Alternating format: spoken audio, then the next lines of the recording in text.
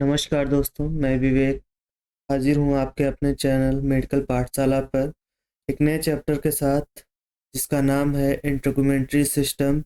या अगर हम कहें तो एक स्किन जो है, जो हमारा सेंसरी ऑर्गन में मेन टॉपिक होता है स्किन, उसके बारे में पढ़ेंगे, जो कि इंट्रागुमेंटरी सिस्टम का एक पार्ट होता है। मेन हमारा टॉपिक रहेगा आपका स्किन। इसमें हम समझेंगे इंट्रागुमेंटरी सिस्टम में कौन कौन सी चीज़ें आती हैं, कैसे जो है उसमें, और जो चीज़ें आती हैं उनका कैसे, उनका महत्व है हमारे शरीर में, और स्किन का क्या महत्व है। ये सारी चीज़ें हम इस वीडियो के अंतर्गत समझेंगे। तो चलते हैं इस वीडियो में आगे। तो सबसे पहले हम समझते हैं इंट्रागुमेंटरी सिस्टम होता क्या है। तो इंट्रागुमेंटरी सिस्टम ये होता है, इंट्रागुमेंटरी का मतलब आपका आता है कि आवरण, जो हमारे शरीर का आवरण होता है वही होता है इंट्रागुमेंटरी सिस्टम, जिसमें जितनी भी कई सारी चीज़ें आ जाती हैं, ये सारी चीज़ें सब आएंगी हमारे इंट्रागुमेंटरी सिस्टम के अंतर्गत, जिसमें skin, nails, hairs, sweat glands और सारी चीज़ें, कई सारी चीज़ें आएंगी। जैसे कि आप इस पिक्चर में देख सकते हैं, लेयर बाय लेयर स्किन की, हेयर फॉलिकल्स देख सकते हैं, स्वेट ग्लैंड्स देख सकते हैं, और बहुत सारी चीज़ें, नर्व्स, वेसल्स, ये सारी दिख रही हैं। आगे हम बात करते हैं इस चैप्टर में हम क्या पढ़ने वाले हैं। तो सबसे पहले हम इंट्रोडक्शन देखेंगे, फिर देखते हैं इंट्रागुमेंटरी सिस्टम के बारे में समझेंगे, स्किन की क्वालिटीज़ जो होती हैं उनके बारे में समझेंगे, फिर स्ट्रक्चर को देखेंगे, स्किन के स्ट्रक्चर में क्या क्या चीज़ें आती हैं, क्या चीज़ें इन्वॉल्व होती हैं। उसके बाद हम देखते हैं लेयर्स, लेयर्स जो होती हैं स्किन की वो कौन कौन सी होती हैं, उसके बारे में समझेंगे। देन हमारा लास्ट टॉपिक, जो लास्ट इसका पॉइंट होगा वो फंक्शन, स्किन के फंक्शंस के बारे में समझेंगे। तो सबसे पहले देखते हैं इंट्रोडक्शन, क्या होता है स्किन। ये तो स्किन जो है सबसे लार्जेस्ट ऑर्गन है, जो कि ह्यूमन बॉडी का सबसे बड़ा ऑर्गन है। अगर हम ऑर्गन की बात करते हैं तो हमारा सबसे बड़ा ऑर्गन है स्किन, और अगर ग्लैंड की बात करते हैं, बॉडी का, फुल बॉडी का सबसे बड़ा ग्लैंड की बात करेंगे तो हमारा वो लीवर आंसर आता है। इस चीज़ में काफ़ी लोग कंफ्यूज होते हैं, तो इसमें कंफ्यूज नहीं होना है, ये आपका क्लियरेंस रहेगा। फिर आगे देखते हैं serves as vital barrier. Vital barrier का मतलब क्या है, हमारा जो जितने भी ऑर्गन्स हैं उसको एक सेव करता है इन्वायरमेंट से, between the internal organ and the external organ, जैसे कि दिया।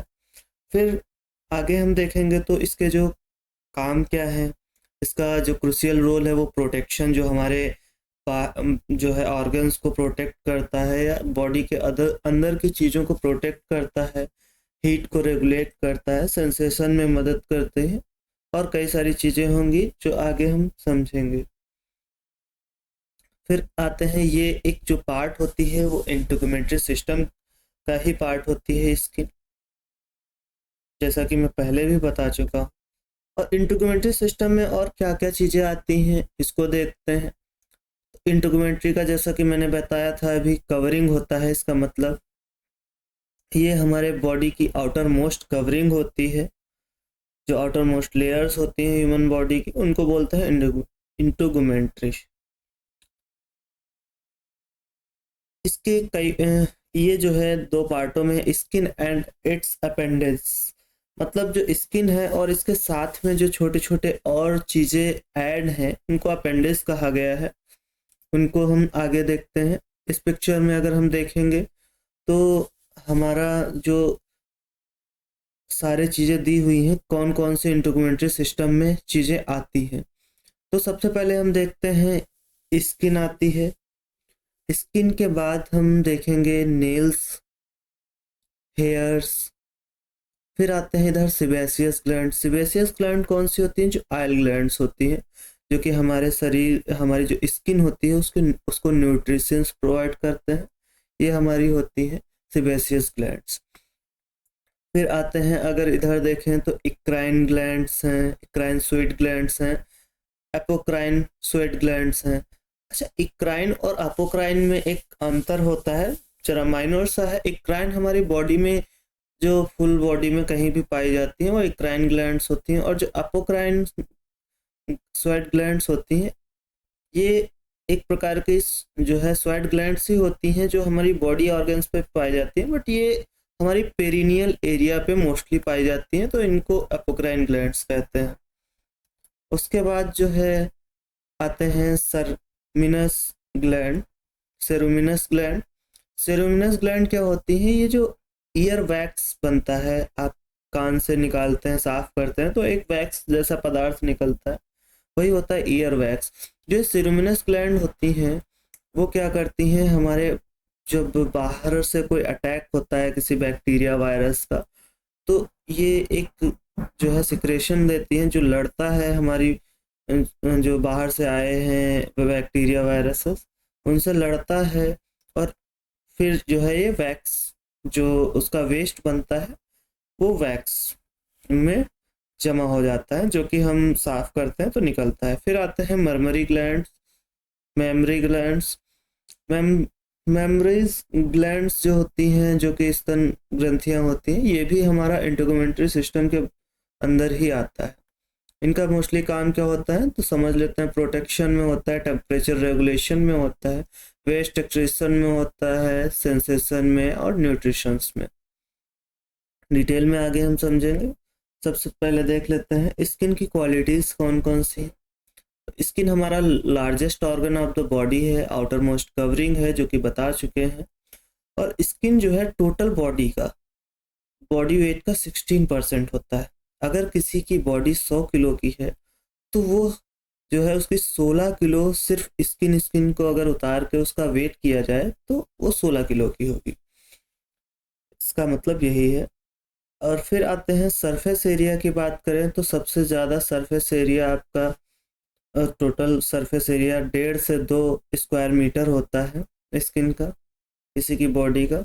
थिकनेस की बात करें तो 0.5 से 3 mm तक की थिकनेस होती है। सबसे कम थिकनेस होती है जो हमारी आईलिड्स की होती है, और सबसे ज़्यादा पाम एंड सोल्स की होती है थिकनेस। फिर आते हैं वेट की बात करें तो हमारा 4.5 से 5.5 किलो तक की स्किन का वेट होता है, जो कि हमारी टोटल बॉडी का वेट जो है होता है वो 4.5 से 5.5 किलो स्किन का वेट होगा बॉडी की जो स्किन होगी। अगर स्ट्रक्चर की बात करें तो हम आगे देखते हैं स्ट्रक्चर में क्या क्या चीज़ें इन्वॉल्व हो रही हैं। जो हमारा स्ट्रक्चर है इसमें आपकी लेयर्स, स्किन की सारी लेयर्स इन्वॉल्व होंगी, एपिडर्मिस, डर्मिस, हाइपोडर्मिस। और तुम्हारी जो है सबक्यूटेनियस टिश्यूज हो गए, जो कि हाइपोडर्मिस जिसको कहते हैं, हेयर फॉलिकल्स हैं, स्वेट ग्लैंड्स हैं। ये देखिए स्वेट ग्लैंड्स आपको दिखाई जा रही हैं। आर्टरी, वेन्स, फैटी टिश्यूज भी इन्वॉल्व होंगे, नर्व्स रहेंगी, लिम्फ वेसल्स रहेंगी, जो है ऑयल ग्लैंड्स रहेंगी, और हेयर शाफ्ट्स रहेंगे। ये सारी चीज़ें हमारी इन्वॉल्व रहेंगी। और ऊपर देखेंगे तो पोर्स भी रहेंगे, जिनसे जो है स्वेट ग्लैंड से स्वेट निकलेगा या ऑयल निकलेगा, वो पोर्स भी इन्वॉल्व होंगे। फिर देखते हैं लेयर्स कौन कौन सी होती हैं। अगर लेयर के बारे में समझें तो अभी बताया मैंने एपिडर्मिस, डर्मिस और हाइपोडर्मिस। एपिडर्मिस को एपिडर्मिस क्यों कहते हैं? एपी मतलब होता है अपर, ऊपर का, इसलिए वो ऊपर की लेयर होती है एपिडर्मिस। फिर आती है डर्मिस, जिसको स्किन कहते हैं मेनली, ये है डर्मिस। फिर आती है हाइपोडर्मिस। हाइपोडर्मिस क्या होती है? जो सबक्यूटेनियस टिश्यू, जो कि फैटी वाला टिश्यू है, उसको बोलते हैं हाइपोडर्मिस। डर्मिस हमारी जो है इसमें जो है वेसल्स रहती हैं मोस्टली, बट एपिडर्मिस में किसी भी प्रकार की कोई वेसल नहीं पाई जाती है, या नर्व्स रहती, वेसल्स कोई भी नहीं पाई जाती हैं, सेंसरी रहती है, इस वजह से नर्व्स वहाँ तक होती हैं। अगर हम आगे बात करें एपिडर्मिस को डिटेल में समझते हैं। एपिडर्मिस का मतलब जैसे जो कि बता चुके हैं, ओवर या अपॉन, और डर्मिस स्किन, ऊपर की स्किन को एपिडर्मिस कहते हैं। आउटर मोस्ट लेयर होती है जो ये बनी होती है किस चीज की बनी होती है, स्ट्रेटिफाइड स्क्वैमस एपिथेलियम सेल्स, इसकी बनी होती है ये हमारी एपिडर्मिस। और एपिडर्मिस की टोटल थिकनेस जो होती है 0.5 से 1.5 mm on the palm and soles. जो हमारी जैसे जो हमने बताया था अभी, सबसे मिनिमम जो थिकनेस होती है 0.5 mm की होती है जो आईलिड्स की होती है, और जो हमारी 1.5 mm होती है पाम एंड सोल की। ये हमारी एपिडर्मिस की मोटाई होती है, सबसे कम और सबसे ज़्यादा।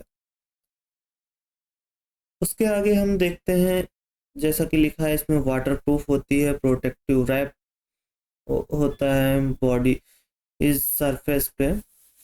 तो इसका मतलब यही है कि जो हमारी बॉडी होती है, वाटर प्रूफ तो नहीं कह सकते हैं, वाटर रेजिस्टेंस होती है, क्योंकि वाटर प्रूफ का मतलब बिल्कुल पानी इंटर ही नहीं कर सकता है। ठीक है, ऐसा नहीं होता है। वाटर प्रूफ में जो है दोनों तरफ से नहीं हो सकता, बट वाटर रेजिस्टेंस में क्या होता है, अंदर से कोई चीज़ जा सकती है बाहर, या कम पानी जो है, या कम कोई भी लिक्विड है अंदर नहीं जाएगा, बट अगर ज़्यादा मात्रा में समय काफ़ी समय तक पड़ा रहेगा तो इंटर करेगा, तो वो वाटर रेजिस्टेंस में हो जाती है। जैसे कहते हैं ना, वॉच जो होती हैं वाटर रेजिस्टेंस होती हैं, ना कि वाटर प्रूफ। जो वाटर प्रूफ होती थी वो पहले आती थी, उनमें पानी बिल्कुल नहीं जाता था, आप चाहे जितना पानी उसमें पानी के अंदर पड़ी रहती थी। बट आज की जो घड़ियां आती हैं वो वाटर रेजिस्टेंस होती है, ना कि वाटर प्रूफ। उससे आप समझ सकते हैं वाटर रेजिस्टेंस और वाटर प्रूफ में मतलब। फिर आते हैं जो आगे लिखा है, it contains no blood vessels, जैसा कि मैंने पहले ही बताया है। फिर देखते हैं एपिडर्मिस की जो लेयर्स होती हैं वो कौन कौन सी होती है। एपिडर्मिस को अगर हम समझते हैं, 5 लेयर्स होती हैं इसकी, जिसमें आपका स्ट्रेटम कॉर्नियम होता है, स्ट्रेटम लूसिडम होता है, स्ट्रेटम ग्रेनुलोसम होता है, स्ट्रेटम स्पाइनोसम होता है, और स्ट्रेटम बेसिले या स्ट्रेटम जर्मेनियम होता है। अगर हम लूसिडम की बात करें तो स्ट्रेटम लूसिडम सिर्फ पाम एंड सोल्स पे पाई जाती है, जहाँ पे थिक होती है स्किन, सिर्फ वहीं पे पाई जाती है। बाकी स्किन पूरे बॉडी में ये स्ट्रेटम लूसिडम लेयर नहीं पाई जाएगी इसकी। जो स्ट्रेटम कॉर्नियम होती है वो डेड केराटिनाइड सेल लेयर होती है, ये डेड होती रहती है और छूटती रहती है, और ये नहीं आती रहती है समय समय पे, तो इसको डेड केराटिनाइड लेयर भी जो है होती है। उसके बाद अगर हम देखें तो लेमिन जो ये, अगर हम स्ट्रेटम कॉर्नियम की एक और बात देखें तो ये 30 लेयर्स लगभग इसकी होती हैं। और स्ट्रेटम लूसिडम की अगर आपने बताएं तो आपको 3 to 5 लेयर्स ही होती हैं इसकी, जो कि पाम एंड सोल पे सिर्फ पाई जाती हैं। और स्ट्रेटम ग्रेनुलोसम ये जो होता है, ये होता है आपका वाटर रेजिस्टेंस। यही आपका वाटर रेजिस्टेंस का काम करता है, यहीं से जो है वाटर अंदर नहीं जाता इतनी आसानी से। फिर स्ट्रेटम जो है स्पाइनोसम है, वो हमारा लैंगरहैंस सेल्स को कंटेन करता है। जैसा कि आप देख रहे हैं, ये लैंगरहैंस सेल्स हमारी जो है बॉडी को प्रोटेक्शन में बहुत ही महत्वपूर्ण योगदान देती हैं। और फिर आता है स्ट्रेटम बेसिले या जर्मेनियम या जर्मिनेटिव लेयर, ये हमारी सबसे लोअर लेयर होती है, इसीलिए इसको जर्मेनियम मतलब बेस की लेयर बेसिले या जर्मेनियम कहते हैं। इसमें मेलानोसाइट्स पाए जाते हैं जो कि हमारे बॉडी के कलर को डिफाइन करते हैं, किसी का काला होता है, किसी का गोरा होता है, ये सिर्फ ये मेलानोसाइट्स के कारण ही होता है। अगर आपके मेलानोसाइट्स ज़्यादा हैं तो आपका कलर काला होगा, मेलानोसाइट्स कम है तो गोरा होगा। ठीक है, इसके बाद जो ये जॉइंट होते हैं, अगर स्ट्रेटम स्पाइनोसम की बात करें तो इसमें जो सेल्स होती हैं आपस में जुड़ी होती हैं। वो सेल्स किस चीज़ से जुड़ी होती हैं, जो उसका जॉइंट होता है उसको बोलते हैं डेस्मोसोम। ये जो है एग्जाम पर्पज से ये पॉइंट इंपॉर्टेंट है, तो इसको ध्यान रखिएगा। फिर केराटिनोसाइट सेल्स भी होती हैं, लैंगरहैंस सेल्स और केराटिनोसाइट सेल्स। ठीक है, इसके बारे में आगे डिटेल में थोड़ा थोड़ा समझ लेंगे। स्ट्रैटम का मतलब होता है बिगिनिंग। स्ट्रैटम जो होता है, आपने जैसे इसमें दिया है सभी जो लेयर्स के आगे स्ट्रैटम लगा है, इसका मतलब होता है बिगिनिंग, स्टार्ट। जो हमारी ऊपर की लेयर हो रही है, स्टार्ट हो रही है कवरिंग, इस वजह से इसका नाम स्ट्रैटम से रखा गया है। स्ट्रैटम कॉर्नियम, लूसिडम, स्ट्रैटम ग्रेनुलसम, ये सारी चीजें हैं। फिर आगे देखते हैं हम लेयर्स, जैसा कि अभी हम बता ही चुके हैं, सारी डिफाइन कर चुके हैं, इसमें भी वही सारी चीजें दी हुई हैं।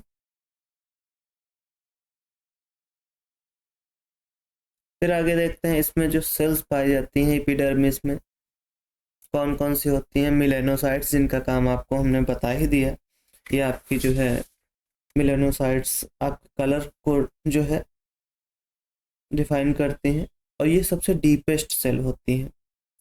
अगर केराटिनोसाइट्स की बात करें तो ये केराटिनोसाइट केराटिनिन प्रोटीन की बनी होती हैं, और ये मॉइस्चर में, जो हमारे स्किन ड्राई नहीं होती है, कभी कभी ड्राई हो जाती है, तो वो मॉइस्चर जो मिलता रहता है इसको, तो वो होता है केराटिनोसाइट सेल के कारण ही। केराटिनिन प्रोटीन जो होती है वो रिलीज होती रहती है, जो कि उसको मॉइस्चर करती रहती है हमारी स्किन को।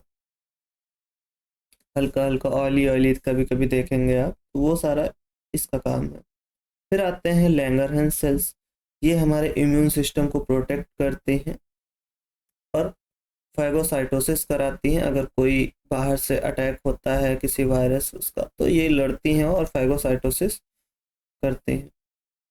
फिर आते हैं मिलेनोसाइट्स।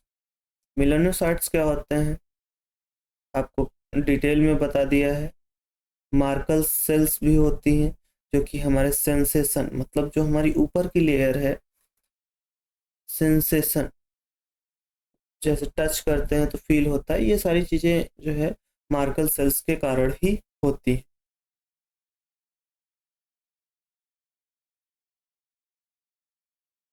अब आगे देखते हैं डर्मिस। डर्मिस क्या होता है? डर्मिस हमारी सेकंड लेयर होती है, और इसके बारे में अगर हम देखें तो flexible and strong connective tissue की बनी होती है। यह फ्लेक्सिबल होती है, बहुत ही स्ट्रॉन्ग रहती है। सेकंड लेयर होती है, हेयर फॉलिकल यहीं पे प्रेजेंट होते हैं, यहीं से हेयर ग्रोथ करता है, बेस होता है और ऊपर की ओर निकलता है, और वहाँ पे हेयर रूट बनाता है। फिर आते हैं इनर लेयर, प्रोटेक्टेड होती है, इनर लेयर को प्रोटेक्ट करती है। और फिर oil and sweat glands originate, मतलब जो ऑयल एंड स्वेट ग्लैंड्स होती हैं वो भी यहीं से ओरिजिनेट होती हैं। जैसा कि आप यहाँ पे देख सकते हैं, ये हमारी डर्मिस वाली लेयर है, यहीं पे ऑयल हैं, ऑयल ग्लैंड्स हैं, हेयर फॉलिकल्स हैं, ये इसी लेयर में सारी चीज़ें मोस्टली होती हैं। तो ये होती है हमारी डर्मिस। फिर आते हैं it contents lymphatic vessels and blood vessels. ये भी जो हमारा एपिडर्मिस था वो बिल्कुल कोई भी वेसल कंटेन नहीं कर रहा था, बट यहाँ पे लिम्फेटिक वेसल्स, ब्लड वेसल्स, सारी चीज़ें कंटेन करेगा ये। इसके बाद आगे हम देखेंगे सब लेयर्स कौन सी होती हैं, मतलब जो हमारी इसकी लेयर्स होती हैं वो कौन कौन सी होती है। इसमें 2 लेयर्स पाई जाती हैं डर्मिस में, जैसे उसमें 5 पाई जाती हैं तो इसमें 2 पाई जाती हैं। Papillary and reticular. पेपिलरी और रेटिकुलर में क्या अंतर है? आपकी जो पेपिलरी होती हैं वो ऊपर की लेयर्स होती हैं, और रेटिकुलर नीचे की लेयर।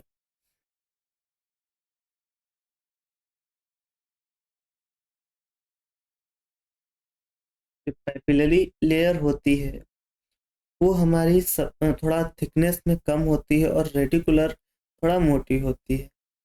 और पेपिलरी की बात करें तो ये लूज कोलेजन फाइबर से बनी होती है, या इसमें इस लेयर में लूज जो है कोलेजन फाइबर्स पाए जाते हैं, और रेटिकुलर में डेंस कोलेजन फाइबर्स पाए जाते हैं।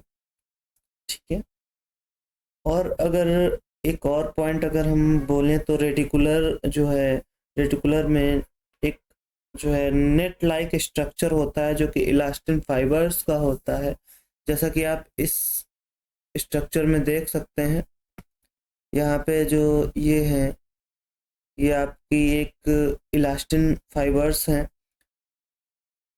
जो कि हमारी बॉडी की जो स्किन है आप देखेंगे स्ट्रेच करने पे बढ़ती है, खींचेंगे तो बढ़ जाती है थोड़ी देर के लिए, फिर वो वापस अपने रूप में आ जाती है।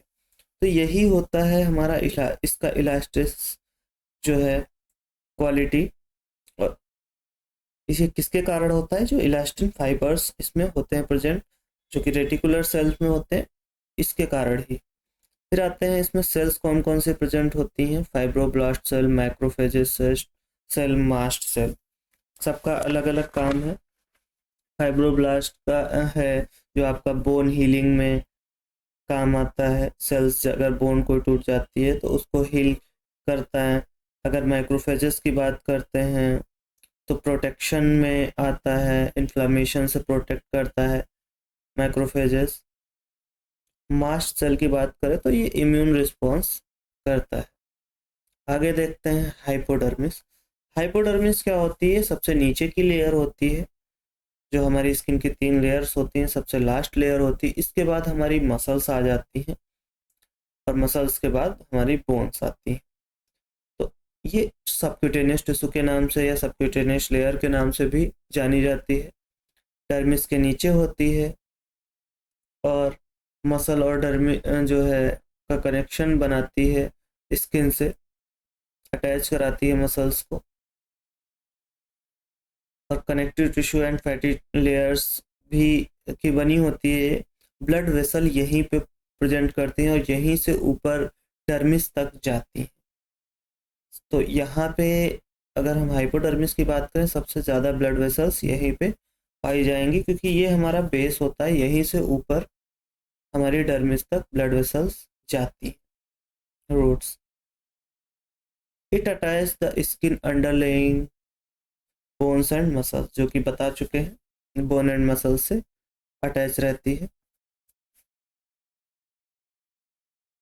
फिर देखते हैं इसमें हाइपोडर्मिस में सेल्स कौन सी पाई जाती हैं। फाइब्रोब्लास्ट सेल पाई जाती है, मैक्रोफेजेस, एडिपोसाइट्स टिश्यूज भी पाए जाते हैं, एडिपोसाइट्स सेल्स भी पाई जाती हैं। जो एडिपोसाइट्स का क्या काम होता है? हमारा एनर्जी स्टोर करती है। जो हमारी फैट बर्न होती है, कहते हैं कि फैट बर्न हो जाएगी, अगर खाना भी नहीं खाएंगे तो फैट बर्न होगी, इसीलिए लोग डाइट रखते हैं। जो हमारी एनर्जी बॉडी को ज़रूरत पड़ती है तो फैट बर्न होता है, तो ये एडिपोज टिश्यू में ही वो जो है एनर्जी स्टोर रहती है, जो कि बर्न होने के बाद एनर्जी प्रोवाइड कराती है। बाकी आपको मैक्रोफेजेस एंड फाइब्रोब्लास्ट का तो बता ही चुके हैं। मैक्रोफेजेस इम्यून रिस्पॉन्स के लिए रहेंगी, फाइब्रोब्लास्ट जो है बोन हीलिंग में काम आएंगे। अब हमारे पास एक लास्ट ऑप्शन है, लास्ट जो है फंक्शंस। फंक्शंस क्या क्या होते हैं स्किन के, इसको समझ लेंगे। बाकी समझने के लिए तो बहुत डिटेल में है, बट हम इतना ही समझेंगे बेसिक चीज़ें। अगर आपको डिटेल में समझना है तो और वीडियोस आगे आती रहेंगी, आप चैनल को सब्सक्राइब कर लीजिएगा। तो अगर कोई इससे रिलेटेड वीडियो मिलती है तो बिल्कुल आपको प्रोवाइड की जाएगी। तो फंक्शन हम देखेंगे तो फंक्शन में प्रोटेक्शन रहता है, स्किन जो है हमारे बॉडी को प्रोटेक्ट करती है। फिर क्या होता है? सेंसरी फॉर्मेशंस, अगर हमारे को टच फील ये सारी चीज़ सेंसरी फॉर्मेशन भी करती है। एक्सक्रीशन, जो हमारी बॉडी के टॉक्सिन्स होते हैं उनको जो है पसीने के साथ कह सकते हैं या स्वेट के साथ जो है बाहर निकाल देती है, ये एक्सक्रीशन का काम करती है। रेगुलेशन ऑफ बॉडी टेम्परेचर, जो कि मोस्ट इम्पॉर्टेंट है। अगर जो हमारा बॉडी का टेम्परेचर होता है उसका रेगुलेशन भी हमारा इसी से होता है। फिर आते हैं फॉर्मेशन ऑफ विटामिन डी।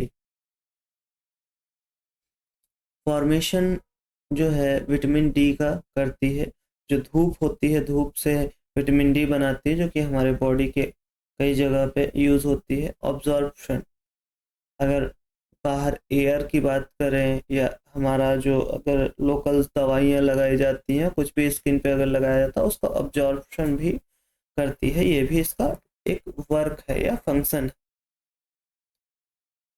फिर देखते हैं, इसमें भी फंक्शंस ही दिए हैं, वही चीज़ें दी हुई हैं। The skin is the largest organ of the body, it protects the body from external factors, जो कि एक्सटर्नल फैक्टर से प्रोटेक्ट करती है। तो एक प्रोटेक्शन भी इसका वर्क हुआ। किससे प्रोटेक्ट करती है? बैक्टीरिया, केमिकल्स एंड टेम्परेचर से।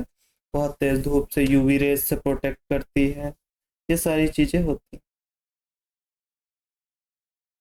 फिर क्या है? प्रोवाइड प्रोटेक्टिव बैरियर, वही चीज़ है।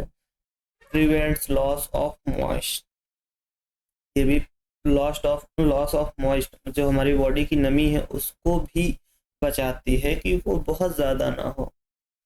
कैसे बचाती है? तो गर्मियों में धूप से सारी बॉडी की नमी खिंच जाती है, तो हमारी बॉडी जो है स्वेट मतलब पसीना जो है सिक्रेट करती है, जो कि हमारी बॉडी को मॉइस्चर प्रोवाइड करता है। यूवी रेज से जो है प्रोटेक्ट करती है। सेंसरी ऑर्गन है जो कि टच जो है डिफेक्ट, टेम्परेचर आदि को फील कराती है। रेगुलेट टेम्परेचर, टेम्परेचर को रेगुलेट कराती है। इन्फेक्शन से बचाती है। विटामिन डी को का प्रोडक्शन करती है। तो इस स्किन के चैप्टर में या इसका इंटीग्रेटरी सिस्टम के चैप्टर में हम यहीं तक समझेंगे। काफ़ी कुछ चीज़ें इसमें कवर कर ली गई हैं। अगर कुछ छूटता है, कुछ चीज़ें अगर आपको लगता है कि इस टॉपिक पे वीडियो बनाई जानी चाहिए, तो वो आप बेशक इसके कमेंट बॉक्स में आप शेयर कर दीजिएगा, तो उससे रिलेटेड वीडियोस आपको मिलती रहेंगी। अगर आपको वीडियो अच्छी लग रही है तो लाइक करना ना भूलें, कमेंट भी करें। अगर आपको कुछ इम्प्रूवमेंट चाहिए तो बिल्कुल कमेंट करें, और इनको अपने दोस्तों तक शेयर करें ताकि वो भी इस चीज़ का लाभ ले सकें। और हमारी सारी वीडियोस पाने के लिए आप चैनल को सब्सक्राइब और बेल आइकन को प्रेस कर लीजिएगा, ताकि सभी वीडियोस आपको मिलती रहें समय समय पे जब भी अपलोडिंग की जाए। कोशिश करेंगे हम कंटिन्यू करते रहें। कुछ हमारे भी एग्ज़ाम्स आते हैं तो उसके चक्कर में कुछ थोड़ा सा लेट हो जाता है, but I try to my best कि जल्दी से जल्दी चीज़ें डेली बेसिस पे होने लगें। Thank you.